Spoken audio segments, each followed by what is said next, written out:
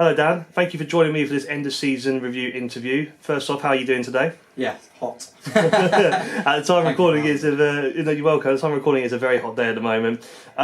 Just to start off this interview, just on the topic, as we were talking about earlier, can you possibly provide a update on Millie Ishwood following her ACL injury from the end of the season? Yeah, sure. Obviously devastated for Ish to sort of suffer that on the last day of the season. Not what you want to happen to anyone. She's had the scans done and all that stuff. It's confirmed there's an ACL injury, plus a couple of other little bits. She's got surgery booked in for July, which is really positive. So, there's. She's got that on the sort of fairly short horizon. I know that she's doing a lot of work with Ali Jaweed, who obviously was the physio here up until fairly recently. He's moved on to a specialist clinic that supports ACL sort of rehabilitation. So she's done some work with him, and she's just working through her prehab now. So yeah, real shame for her to suffer that. Obviously. Millie was due to be moving on at the end of this season, so I'm gutted for her in terms of like the opportunities that she potentially kind of had in front of her. That this throws a bit of a spanner in the works for them. So we've said to Millie, as soon as it sort of happened, that we'll sort of stand by and support her and guide her through the rehab process with us in house, which she said she's keen to stay around the group and that. So yeah, we'll look after her and try and get her back on the pitch as quickly as we can. Well, as we mentioned at the end of last season as well, we do wish Millie Ishwood a speedy recovery, and glad to hear that she's got an operation coming up as well. So to start really with the questions we have here for this interview, again, looking back to the final game of last season, where we unfortunately fell to a 3-2 loss at the last moment to league champions Fulham. Can you summarise, just your thoughts from the last game of the season? Because despite the result, the performance didn't really reflect that at all, did it? No, I thought the performance was excellent. Not sure I've still sort of calmed down from the some of the refereeing decisions or whatever that day. But I do feel like in the 2 years that I've been here, that's probably the one game where I do feel robbed a little bit. I think the girls were brilliant. We had a really good game plan. The coaching staff had worked hard on pulling that together, and the girls went out and delivered it beautifully. And to go into the 101st minute, 2-1 ahead against a team that hasn't lost for 2 years is obviously a fantastic place to be. But kind of what came next really was just a bit crazy. I said I'm the first person to hold our hands up and say when we've got it wrong, or if there's things that we could have done differently. But I thought the girls were brilliant that day. Did everything they could, and sometimes it's circumstances out of your control, or other people that have the influence that will change things. So, just speaking a little bit more personally of yourself now, so you've now completed your second full season with the London Bees. How would you describe your experience so far here with the club, and what have been some learning curves for you from both seasons, would you say? Yeah, I love it. I love it here. It's I think it's been a couple of years of tough work. Obviously, when we came in, the club wasn't in the best of shape, but the support that we've had from from the board and from the chairman have been fantastic. The facilities up here are unbelievable, and they've given us real access to utilise those. And I think the staff have done a fantastic job of making the most of that. I love it. Like I said, it's like any job. It has its challenges, and we're obviously in a league where there's some really big clubs that have got some huge resources and that behind them, and we have to try and find ways of competing with that.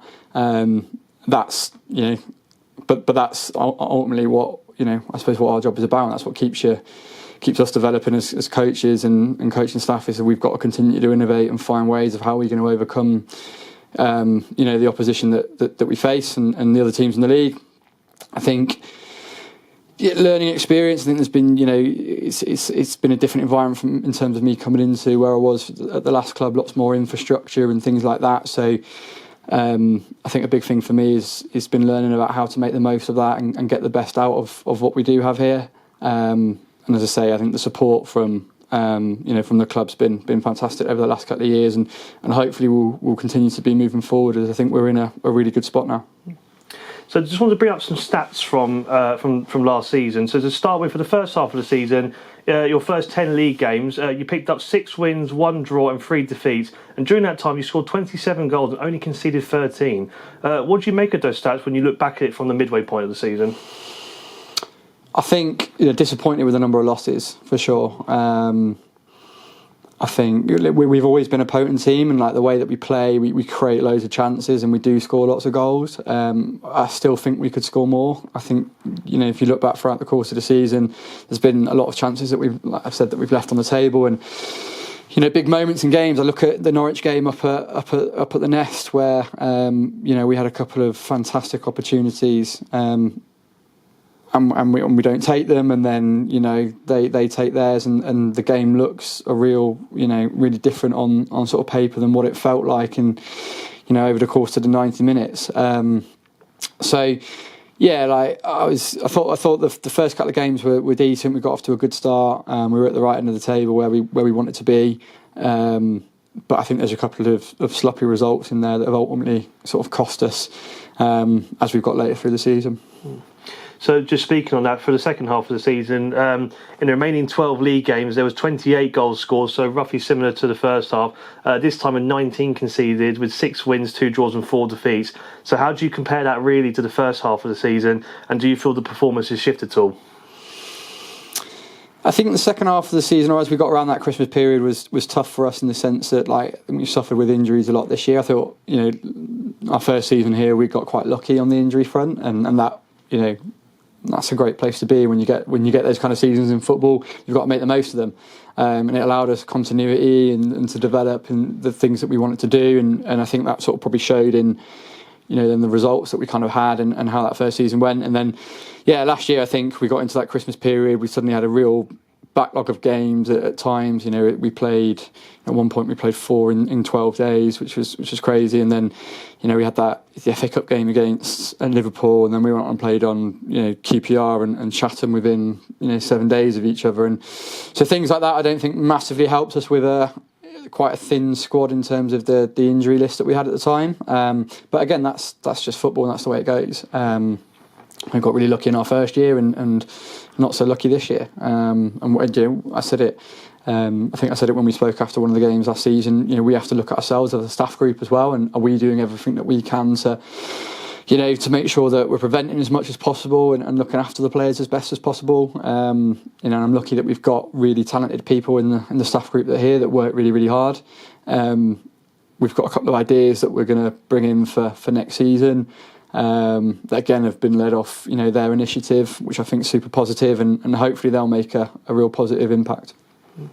I know from the start of last season when we spoke about this, the club's ambition is always to be the best, to be the top, reach for promotion. Unfortunately, obviously, we didn't quite do that this season, but was there any other targets that you set, maybe yourself or the team or the club, to try and achieve this season, and if so, were we able to achieve this at all?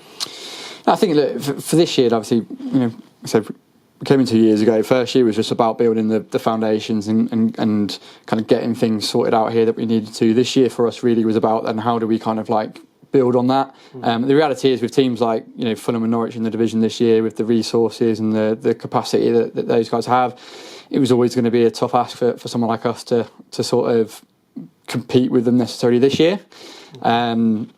I wanted us to finish best of the rest, and I can't lie, a little bit disappointed that we didn't go on and finish third.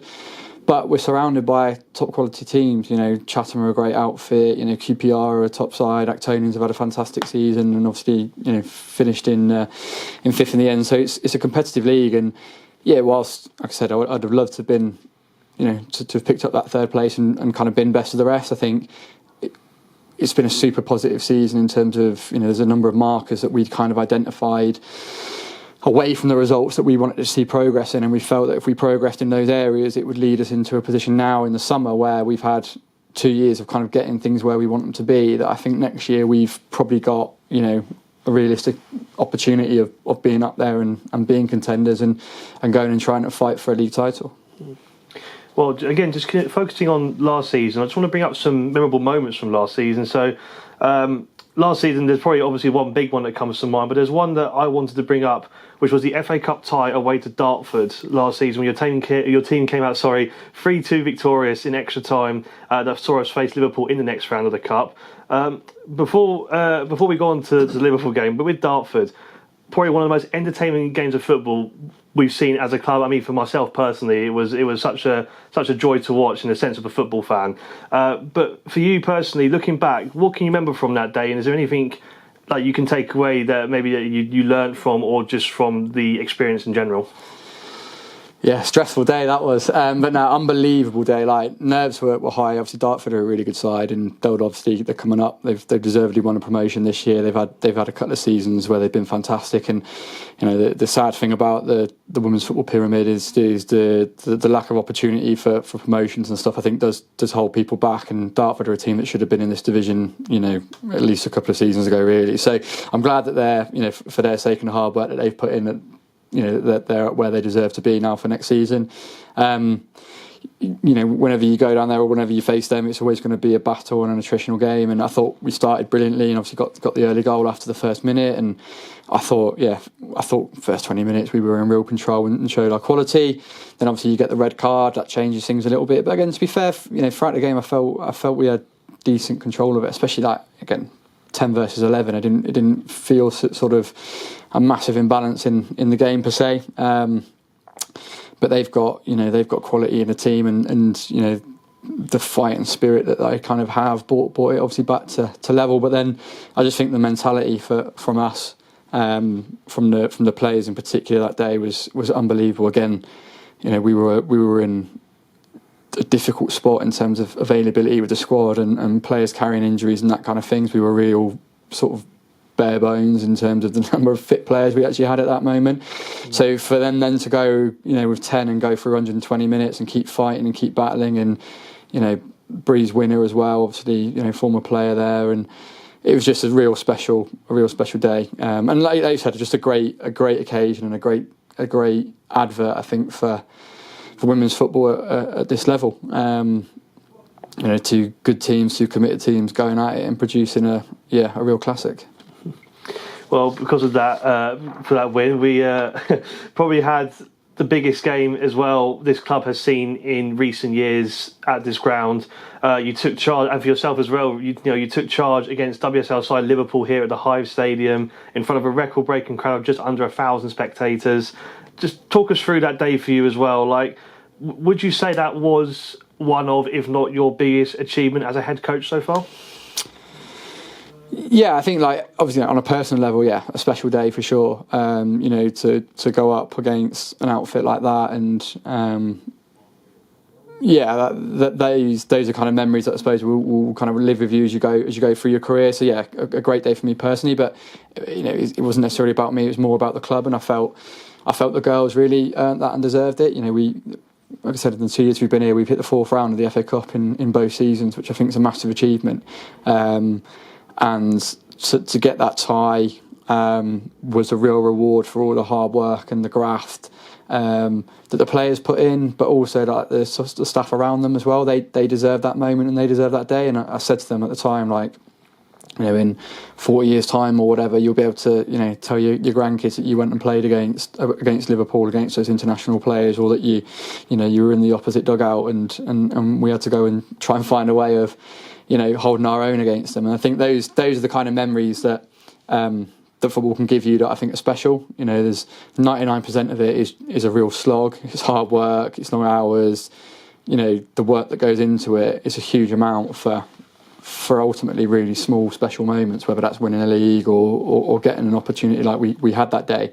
You know, again, the club were fantastic and how it supported it in terms of, you know, allowing the game to be on the main stadium pitch. You know, we did some real good work around promoting it, and we broke a club attendance record, you know, which was fantastic. And I think obviously, you know, the club was in WSL 2, you know, a decade or so ago. So the fact that, you know, we've smashed records from back then was a massive positive sign, and I think kind of shows the potential that we do have as a club on that front. And that's definitely an area that I would like to see us really try and push and develop, in the coming seasons, because I think there's a good growth opportunity there, and I don't think necessarily we've done as a club what we probably could have done to enhance and capitalise on that side of things. But yeah, really, really special day, and as I said, a moment ago, the main thing for me was I felt it was a day and occasion that the players had all earned for everything that they've kind of given to the club in the time they've been here. Just wanted to touch on what you just said there at the end quickly. What do you think, in your opinion, as a club, we can do to, help bring more people to come and watch and support your team for next season? Like, what sort of things can we do just to help widen our audience, basically? I think we've got to look at like the match day experience that we provide. I think ultimately, that's a big thing when people come to any form of sport. Ultimately it's an entertainment leisure activity, right? To come and see these things, so people need to be entertained and looked after and have a positive experience. I think that's a big area. I think we as a club could really focus on kind of developing, is what is the match day experience that we give when people come to the Hive, be it London Bees fans or travelling support. I think we can capitalise more on the relationship that we have with Barnet as well. And I'd love to see us tap into the fan base there, and for Barnet fans to take a real interest in kind of what's going on in London Bees, and put their passion and their sort of vigour that they show on a Saturday afternoons into us on a Sunday. And I think if we can tap into that a little bit, that will have a massive impact as well. Instead we're all part of the same football family. So yeah, there's definitely a couple of things there. I think that we are quite straightforward things for us to look at. And then there's probably some bigger picture stuff around. I was thinking about who we want to be as a club and where we want to be in the future, and kind of what we need to do in order to to achieve that and get ourselves there. One big achievement as well we can take away from this season off the pitch, the club has just been nominated for Community Club of the Year by the FWNL Awards for the end of the season. So this season you and the club have connected more closely with the community by working with the foundation here, especially with two of your players working as casual coaches, working more closely with school projects, training sessions for up and coming footballers, things like that. How pleased are you with this achievement, and how pleased are you with the club's contributions working with the foundation this season? Yeah, massively. I'm really, really proud of the nomination, and I think it's testament to the fantastic work, firstly, that Alex has done. I've always said since I kind of came in here, one thing I wanted to do was to try and engage the community, as I think that's a vital part of like how we look to grow the club. You asked me a moment ago about what we can do to grow things like fan bases and things like that, and the more presence that we have in the community and the more visible we are there, that's only going to lead into that thing. So yeah, that's always been a massive thing for me since I've come here. I've really enjoyed working with Alex, over recent times, and I've always said to him, we're a super open door. So anything that he wants, or where he thinks that we can add benefit or value, then we'll get involved.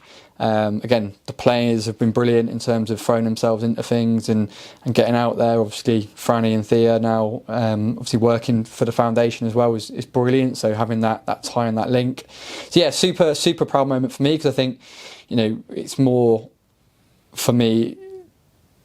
We as a club and my job and all of us here, it's more than just turning up on a Sunday and trying to win a game for 90 minutes. I think we've got a responsibility to kind of look at what impact are we having on the community around us, how are we contributing to the growth of women's and girls football in this country.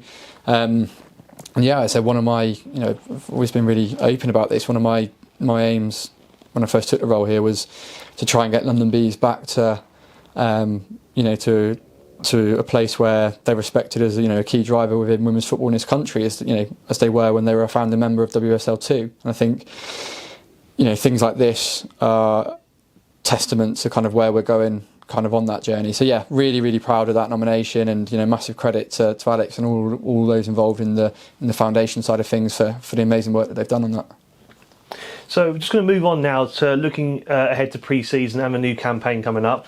But taking it back as well slightly, when you first came into the club, as you mentioned, it was a complete restructure, bringing in pretty much an entire new squad, and essentially as well, a lot of those players that you brought in have now signed on for the next season. You've retained quite a lot of players already. How important was it for you to make those decisions at the end of last season? I mean, was it something that you wanted to get sorted as soon as possible? Yeah, I think giving people that sort of security is really, really important. Like, again, I've got a really sort of clear plan of what we want to try and achieve here. I tend to work, down the line, and we always know kind of what we're planning for and where we want to be. And part of that is making sure if we get good people in the building, we want to do everything that we can to keep them here. And from a player's perspective, I always used to, if you come to the end of the season and you don't know where you stand, I think that's a difficult position to be in, mentally, emotionally, but also from like a loyalty perspective. So I always wanted to show my loyalty to the players that we want to keep here. So yeah, we know who those are that we want to keep around, and we'll work hard to kind of do that. And I like to try and give them the security to make them know that they're wanted here and that they're valued here. And I think if you spoke to the playing group and the staff are the same, like everyone I think is aware of the value that we do have for them, and also why they're here as well. I think that's really important. So yeah, no messing around. We like to get things done, and yeah, then we know where we stand and we can crack on to get to where we want to be. Just speaking on just a few of the signings that you have kept on for next season, Sam Lanza, an experienced player and one of the leaders in the group, Shamoy Campbell, player of the season last season, and someone that you've worked with for quite a while now. Also Sandra Martins, an impressive first season, hitting double figures, and also being called up to the national team with Cape Verde. Just for those, not just speaking on those three I've just mentioned, but the one overall, like, what has stood out for you most for these players, like individually? Like, how pleased are you with their progress and development throughout the season? Yeah, pleased on that side for sure. But I think the biggest thing for us is character and like who the people are. We recruit people, not people first, players second. Like, I back the staff here. Like, we've got good people in the building that will help people develop as players. No question on that. One thing I don't think I have massive time for, or to be honest, like capacity for, is trying to change attitudes or that kind of thing. Like, we have a really clear profile of the type of character that fits within what we want to try and do, and that is a massive part of how we recruit. Like I said, we recruit the person first, the player second, and I think all of those that are still with us, that's testament to the kind of people that they are. We're a super hard-working group, super honest. We've all got our flaws and our areas that we need to get better in. Of course, like, nobody's perfect, but we don't seek perfection. But what we seek is people who are honest, who want to graft, who believe in what we want to try and do here, and understand that it's like a process and a journey. We haven't got all the money to throw at it that other clubs have got the luxury of being able to do that to progress. So we've got to be a little bit more kind of organic here and grow it through hard work and grit and determination. And the people that are in the building all kind of buy into that, and they want to be part of something that that will mean something to them. And as I said, that produces moments like we had against Liverpool, where everyone involved with the club that day will take that through the rest of their lives, to be able to say that they shared the pitch or shared the dugout or shared that day with one of the biggest clubs in the country, if not the world. So yeah, it's people that can buy into kind of that ethos that we have. I speak a lot. Our big saying here is about earning the right, and if you come into the building, earn the right, sort of plastered across every wall. And I think that's a real thing for us. As I said, we came into this club where it'd been relegated with 1 point.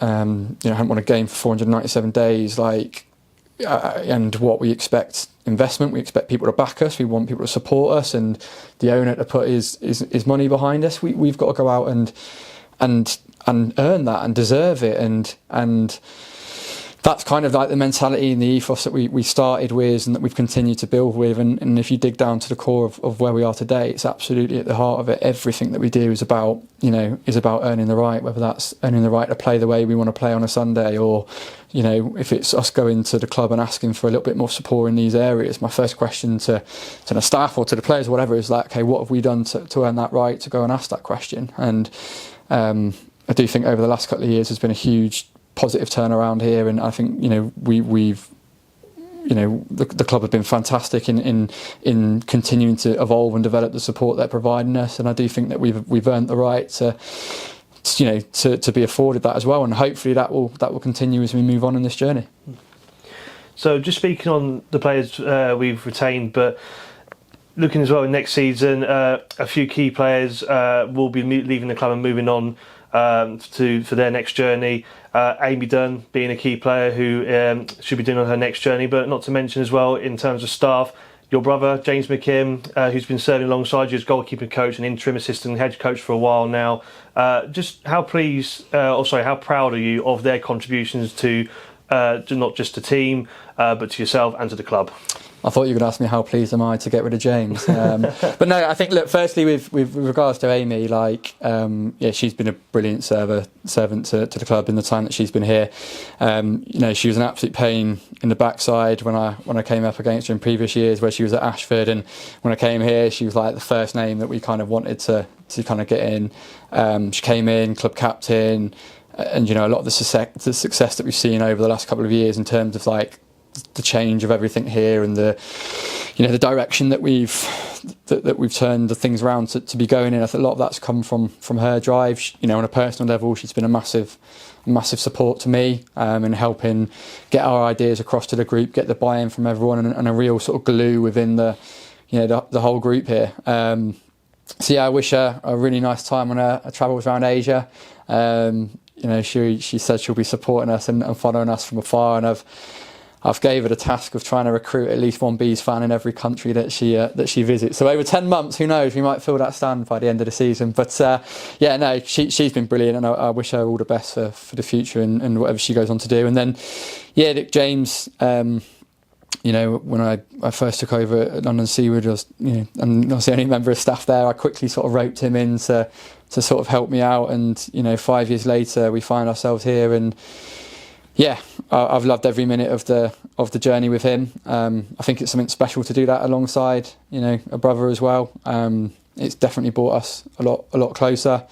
I feel sorry for him. He bears a brunt of a lot of my frustrations, and I probably take a lot more out on him than I should. But he's been great, and he'll be a huge miss. Great coach as well, knows so much about the game and has a great way with the players. He'll be sorely missed. But again, he's got things going on with him in life, and his work's taking him in a certain direction, which I'm really proud of, and I know I'm sure he's really proud of as well. He's worked very hard for. He's just got engaged recently as well. So massive congrats to him and Kate. Really, really pleased for the pair of them. So they've got loads to look forward to. So losing him will obviously leave a hole, but that's life. Well, with pre-season now on the horizon, this is a sort of time, to continue planning, getting everything organised for the start of the new campaign. I mean, for example, you've just re-signed Francesca Vigo on a permanent deal. What other plans have you got now looking ahead towards the later months of the summer? And is there anything you can take away from last season into helping shape the early stages of next season? Yeah, I think recruitment-wise, I think we're in a good spot at the moment. Obviously, we've retained a good core of the group again for next season, which is important. Again, when we came in, the focus was we wanted a little bit of a younger group that we felt had potential to be moulded into the way that we felt could be successful to get ourselves back up into Tier 3. And now we're about to go into the third year of working with a lot of those, which I think is really positive. And I spoke about earlier about internally we'd set some non-results based markers that we'd kind of tracked over the course of the year that we felt were important to hit to put ourselves in a position to be able to challenge for next season, and I'm confident that we've hit a lot of those. So I'm really pleased from that perspective that we've kept then a lot of those characters around, and I think for the new players that will come in, it gives a nice they're coming into a culture that's well established, that's got clear definitions of kind of like who we are and how we operate, which will only help those people coming into the club kind of settle into that and help them get playing their best football as quickly as possible. Look, recruitment wise, obviously getting Fran back, I was really pleased about. I think I said it in the when we spoke about her signing, she's a top character. And I spoke earlier about how important that is to us and how important our culture and environment is. So she fits the group brilliantly. She's still young, but she's like a massive personality and character in there, which is great. And I think how she's improved as a player over the years been impressive as well. And I felt sorry for her at times this year. We've stuck her at right back. She's gone in at centre back, and she's chewed my ear once or twice for that. But she's just got her head down and cracked on and done a fantastic job in circumstances that maybe aren't her preferred thing. But that's I said to her in the season, that's the reality of being a player. If you want to get to kind of any level, you're going to have to at times go and do things that might not be your norm or what you want to do, but you've got to go in and kind of get them done for the benefit of the team, and she does that. And then I thought, the back end of the season, I thought when she came on at Cambridge, I thought she changed the game. I thought she was brilliant.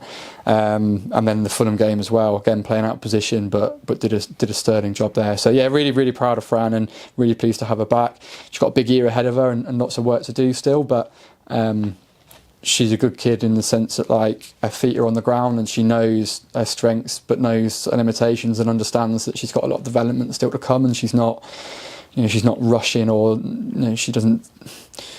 I find there's a lot of delusion around these days where people think they're a lot further ahead than maybe necessarily where they are, but Fran knows exactly where she is and got a clear idea of where she wants to get to and understands the hard work in between here and there.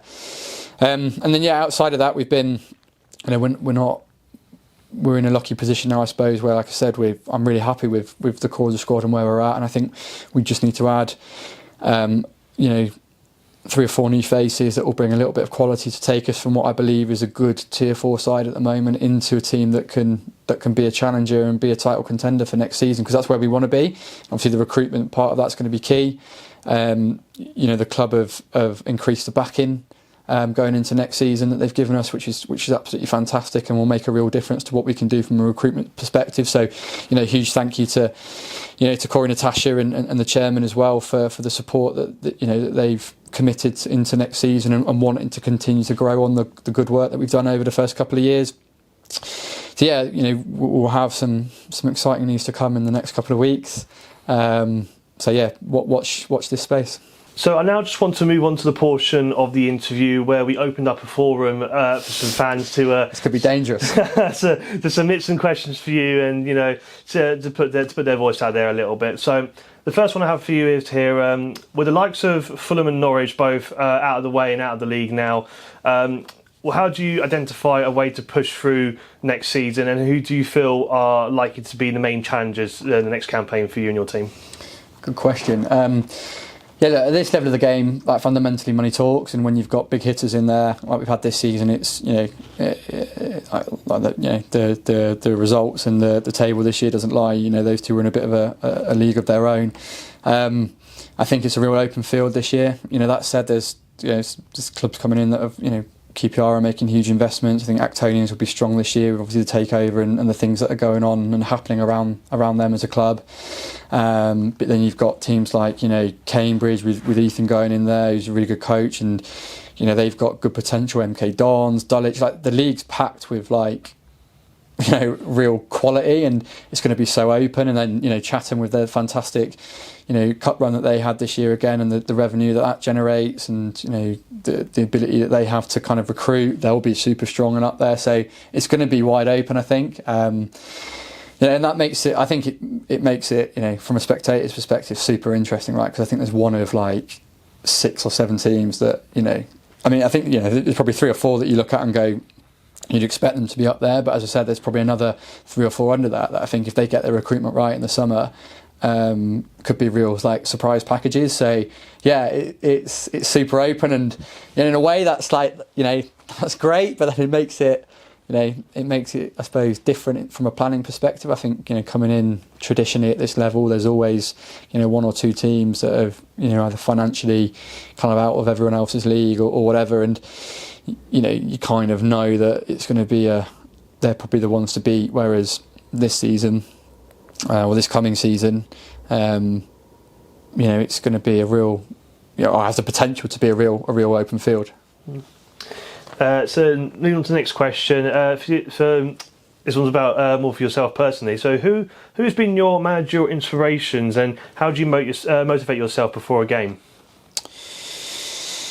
I don't know if I necessarily have any or have sort of one managerial sort of inspirational role model per se. I think there's lots of people that I admire, and I like taking different things from kind of different people. I think.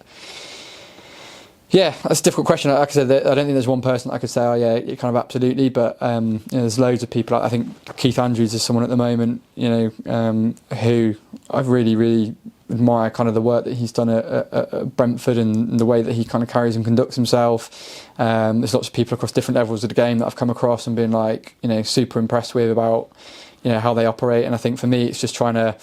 I like learning and coaching's a lot of coaching's about stealing good ideas from other people. So again, massive credit to the football club here, and to Dean and Connor and Skip and Kirk from the first team perspective. They've been so open with me since I've been here, and I've learnt a lot from them, and watching their sessions, and I've definitely stolen things from there. So it's about trying to, I think, take little bits from lots of different places and then mould it to fit what you're trying to do in whatever environment that you're in.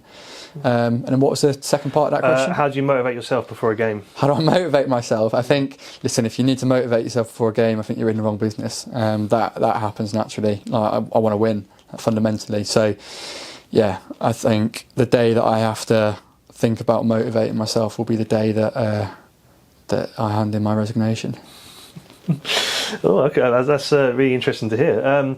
So, moving on to the next question. So, the past 2 seasons, we've seen the club in having a great FA Cup run, but with that comes a lot of scheduling chaos. As you mentioned earlier, you had a period where you played 4 games in 12 days. With that in mind, and with the squad depth as well, is there any idea or place of running a second or a reserve team here at London Bees, maybe bringing back an academy as well for the future? Do you know anything about that? Yeah, good question. Look, I think on the scheduling front, I think we didn't help ourselves as a club this year with some of the how we handled that side of things. So I thought that was shot ourselves in the foot a little bit on that front. But at the end of the day, we've got to be prepared to play, whenever we need to. So I think the immediate fix or thing that we have to be conscious of around that is making sure that we've got the squad depth. So firstly, the numbers, but also the quality within that. I think first year here, I don't think we had the depth of quality. I think this year within the squad, or this season we've just finished, I think we did have, but we were just smashed by injuries this year. It's been a really, really tough year on that front. Probably my hardest in the last 5-6 seasons or however many it's been at at this level. That's been my toughest year from an injury perspective. So that sort of fed into things and didn't help. In terms of the wider question around a development side and an academy, I think absolutely in terms of the principle and the idea, I think how it's done is really important. I do think that the academy system or the PGA system, all that side of things in the women's game at the moment, there's a little bit of work to be done, I think. Obviously there's a big conversation at the moment around the gap between PGAs to first team football, and they're talking about PGAs coming into the National League as a result because they can't generate a competitive enough games programme, etc. So there's definitely things there in terms of the wider game that need to be looked at. But I think here, we've got a great catchment area and an unbelievable opportunity to be a real sort of hub or centre within North London. And again, I refer back to something I said earlier. One of our vision statement here that we as a group put together when we came into the club in terms of me and my staff was to return London Bees to be one of the respected forces within female football within England again. And part of that, a youth section would be a huge step towards that. Again, development sites are great in terms of the idea and the sort of principle behind it. In practice, it can be a little bit more challenging in terms of like, how do you get that right to make sure that it's producing the players that are capable to move into the senior first team environment, but also that it's providing the right kind of standards and an environment for the players that are in there to make sure that they're well looked after, they've got the right development opportunities and all that kind of thing. So yeah, it's something that I think I would love for us to look at as a club, absolutely. I think as the game is evolving, it's opening up more and more opportunities on that front. So yeah, 100%, and that's something I would get behind. I think this question now is more for those who come to our travelling supporters who come to our games. How do the facilities compare to other women's clubs in terms of away games? So I believe this question is about away fans coming here to support their teams. Now, how do the club facilitate that, basically? Yeah, good question. I think, again, touched upon it earlier, I think one of the things that we probably need to look at as a club is around our match day experience and kind of what we're offering on that side of things. Like I said, if we want to draw in and attract young kids into the game and get them inspired into female football, then we have to provide a product ultimately on a Sunday that is attractive for people to want to come and watch. So again, the club's made some good steps with obviously getting a roof on. Well, firstly developing the stand and then getting the roof on that, which is makes a big difference. And I know there's seating that's planned to go in there. They've developed behind each goal as well, so there's access to kind of watch from there. So we've made some good progress this year.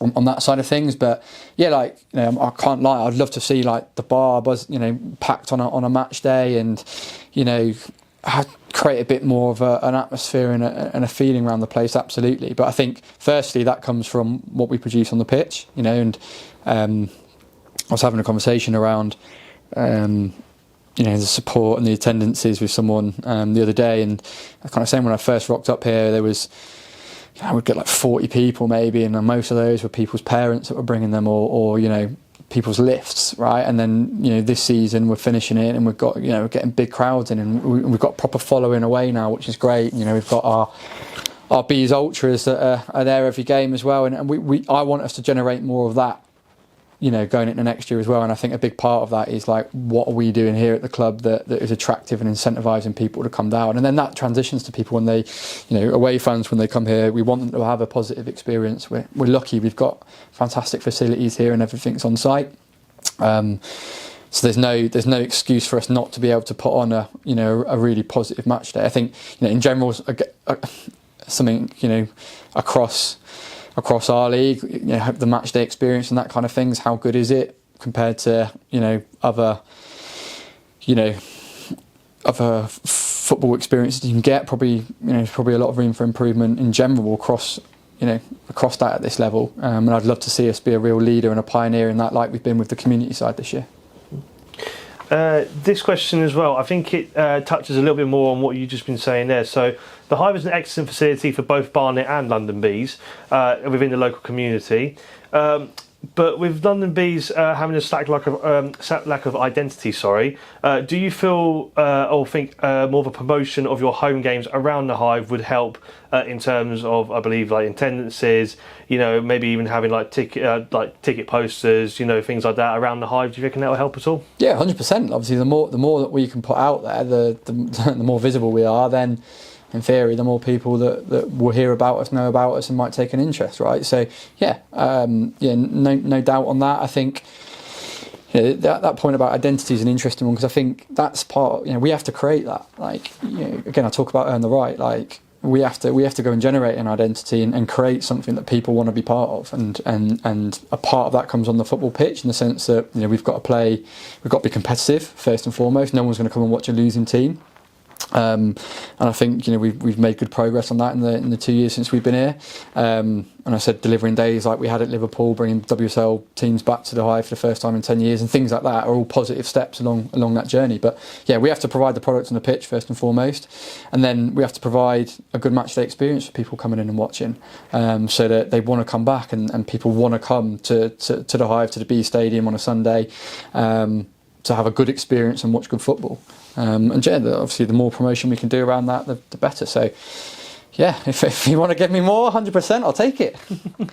So just to finish off the fan questions here, this person said you are big on doing transfers through early doors heading into a new season. What sort of update can you give us on terms of that for next season? Yeah, I've always worked like that. I like, like I said earlier, I don't like messing around. Like, we know who we want, we go after them, and we want to try and get it done.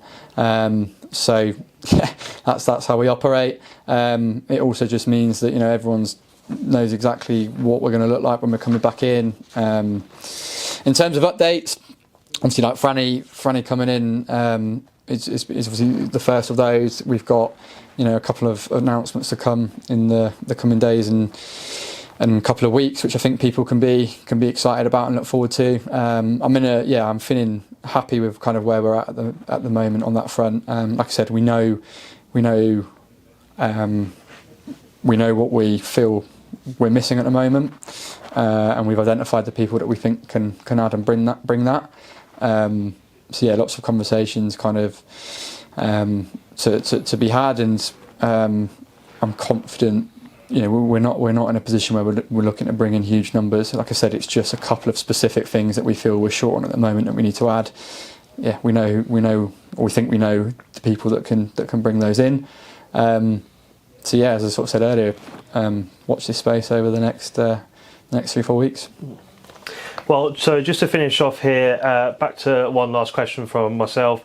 You've outlined the target again for next season. The project is clear what you want to try and achieve with the club. But are there any other sort of targets you've maybe set for the team, the players, the staff, yourself heading into the new season? And also, do you have a message? For the London Bees fans out there and anyone else that you'd hope to see here at the Bees Stadium next season? Listen, one goal, one objective for next season, and that's to go and challenge and push for promotion. That's what we want. That's the last 2 years have been kind of building to that. So that's what our sole focus is on for next season. And listen, we've got to earn the right to be in that conversation, because there's some really, really good teams in this league. There's clubs that are putting in huge amounts of investment this summer. It's going to be so competitive, and if we want to be involved in that end of the conversation, then we have to earn the right. Every time we turn up to training sessions, how we look after ourselves throughout the week, everything that we do has to build up to allowing us to be at that end of the table and within that kind of mix next year. But that's the goal, that's the objective, nothing else. In terms of a message, just like firstly, I want to say a massive thank you to everyone that supported us this season and from in our time here. Big thank you to the chairman and the club for the support that they've given us up until now and are continuing to give us. It's refreshing for me. Like I said, I'm coming into my third year at the club now, and it's refreshing to be somewhere where I feel that there is there's great potential and there's a project and there's something to work towards here that has the backing of the people around us, and to everyone that kind of works here as well, whether it's like the chef or the security on match day. I think again, I think we work really hard at trying to create like a family feel type of atmosphere and involvement in the club. And for me, it's wicked to walk in on a Monday and, whether it's Paul behind the bar saying, great performance yesterday, well done. And I'm like, how does he know? You tell me to score, and who's, these things like this mean a lot to us. And, I said credit to the players and the staff for creating that kind of environment, but also thank you to all of those people that work here at the Hive that have supported us and got behind us. And yeah, to the fans, like I said a moment ago, massive thank you to everyone that supported us. What I would ask is we've got to grow that next year. I want us to we go to Champion Hill and play Dulwich, and they have 500-600 in there, and it's a great atmosphere and it's tough to play against. We'll play Dartford next season in the league, and again, what a tough place to play with a good following and a big atmosphere. Like, I want that to be us. So, next season, everyone's got to bring 3 or 4 people with them. Like, let's pack pre-season out. That's what I'd say. The weather's great. People are on school holidays and all that sort of stuff. Get down for pre-season games. Come and watch. Come and see what we're about. Get the bug for it. And then, just throughout the year, I want to try and make us a place that, like we do when we go to those kind of places, we think, right, it's going to be an opportunity to play in front of a big crowd and a noisy atmosphere. I want that to be us. I want that to be London Bees. So, big thank you for all the support so far. Please keep it up, and let's see how we can grow it. Well, Dan, that is the end of the interview. Just want to say thank you very much for taking the time today, and thank you to all those who submitted some questions for us today. All the best of luck heading into the pre-season and new campaign, and look forward to speaking to you again soon. Nice one. Cheers, off.